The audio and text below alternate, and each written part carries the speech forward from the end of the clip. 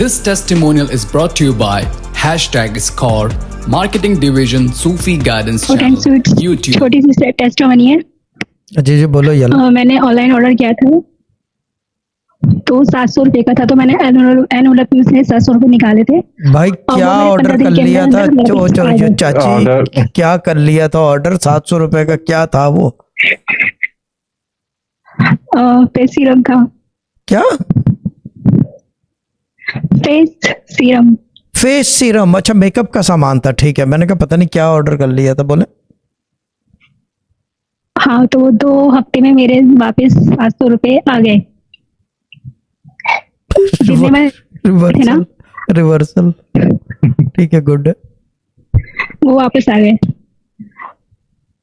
और मैंने आपसे एक बार जिक्र किया था, भाई का हॉस्पिटल रनिंग में है, तो वो 1 साल हो गया उसको आज, और वो इतनी स्पीड से बना है ना, और माशाल्लाह बहुत अच्छा चल रहा है। यानी कि मरीजों की तादाद ज्यादा है हॉस्पिटल। हाँ जी, ये तो माशाल्लाह से तो कोई अच्छी बात नहीं है कि बीमार ज्यादा हो जाए। क्यों ड्रामा कोई रहा?